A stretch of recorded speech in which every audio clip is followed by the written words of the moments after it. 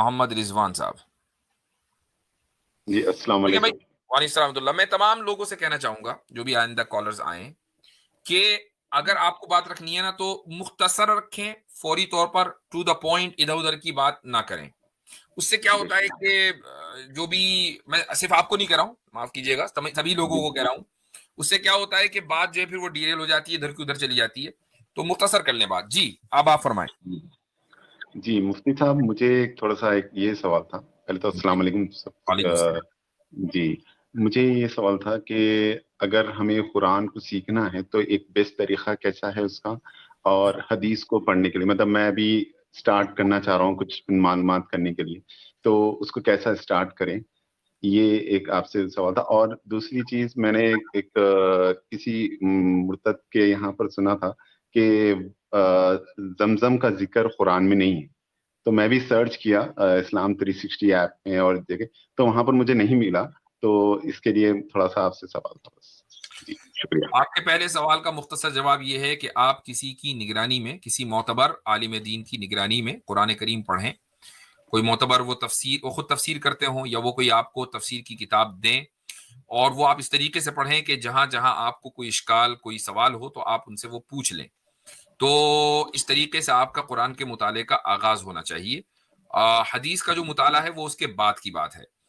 بنیادی طور پر حدیث کے لیے یعنی علمی اعتبار سے بہت زیادہ سالڈ تو نہیں میں کہوں گا, لیکن یہ کہ عوامی اعتبار سے کہ آپ کو بنیادی معلومات ہو جائے حدیث کی, حدیث میں کیا لکھا ہے, اور جو ڈے ٹو ڈے یا روزمرہ کی جو چیزیں ہیں اس کے تعلق سے معارف الحدیث ایک اچھی کتاب ہے, اس کا مطالعہ کیا جا سکتا ہے. تو یہ آپ کا دوسرے سوال کا جو ہے, دوسرا سوال آپ نے کیا تھا کہ کسی نے کہا کہ جی زمزم کا ذکر قرآن میں نہیں ہے. کوئی بات نہیں ہے, اس سے کیا فرق پڑتا ہے؟ جی لیکن بہت یہ ہے نا کہ زمزم ایک ہمارے لیے بہت اہم ہے, کہ ہم اس لیے سوال بہت اہم ہے, لیکن کسی بھی چیز کے اہم ہونے کے لیے ضروری تو نہیں ہے کہ وہ قرآن میں ہی ہو, حدیث میں نہیں ہو سکتا. حدیث میں بھی تو ہو سکتا ہے نا, حدیث بھی تو خدا کی طرف سے ہے. اچھا حضرت ہاجرہ کا ذکر ہے قرآن میں؟ ہاں میرا یہ بھی سوال تھا. جی نہیں, یہ میرا آپ سے سوال ہے. ہاں آپ سے اس لیے سوال ہے نا, میں بات یہ ہے ہاں کہ اصول پر گفتگو ہونی چاہیے. جو اصول ہے نا قرآن میں نہیں ہے, ڈزنٹ میٹر. چونکہ ہم وحی کو دو چیزیں مانتے ہیں, کہ قرآن بھی وحی ہے لیکن اس کو ہم وحی مطلوع کہتے ہیں, یعنی وہ وحی کہ جس کو ریسائٹ کیا جاتا ہے, اور احادیث جو سنت ہے, یعنی کچھ احادیث منسوخ بھی ہو گئی ہیں, وہ بھی وحی ہے. اور یہ وہ وحی ہے کہ جس کو ریسائٹ نہیں کیا جاتا. تو بہت سی چیزیں, اب مثلا نماز کے اندر آپ کی کتنی رکعتیں ہوں گی, ظہر میں, مغرب میں, عصر میں, بتائیے قرآن میں کدھر ہے؟ جی بے شک نہیں ہے, وہ صرف ہمیں حدیث سے ہی ملتا ہے. تو بس اب یہی بات ہے. وہ اب حالانکہ اگر آپ نے صحیح رکعت نہیں پڑھی, اگر آپ نے ظہر کی نماز پڑھتے ہوئے 4 رکعت کے بجائے 1 رکعت پڑھ لی اپنی مرضی سے, تو کیا آپ کی نماز ہو جائے گی؟ 4 کے بجائے 5 پڑھ لی, کیا آپ کی نماز ہو جائے گی؟ کتنی اہم چیز ہے کہ جس کا تعلق روزمرہ کی زندگی سے روزانہ ہے, وہ قرآن میں نہیں ہے, حدیث میں.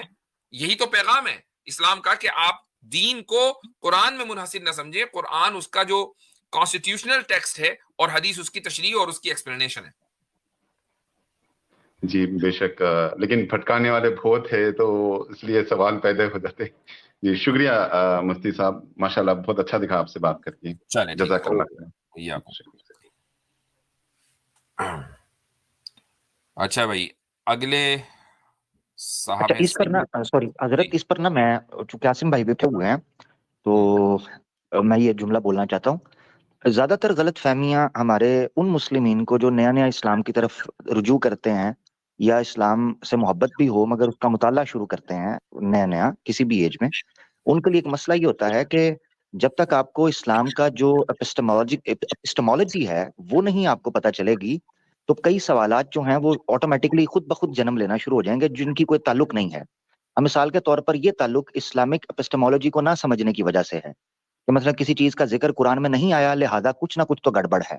اگر اسلامک اپسٹمالوجی سمجھی ہو تو یہ سوالات کم, اس طرح اس نوعیت کے 90% سوالات ویسے ہی جڑ سے اکھڑ جاتے ہیں. تو اس پر ماشاءاللہ عاصم بھائی بڑی زبردست گرفت کرتے ہیں, تو میں نے کہا یہ ان کی موجودگی میں, یہ تو خاموش ہیں پتہ نہیں کیوں آج ہیں, تو میں نے کہا میں ہی بول. عامر بھائی اصل میں میرے ٹیسٹ کا کوئی نہیں آ رہا, مسئلہ یہ بات صحیح ہے, یہ بات صحیح ہے.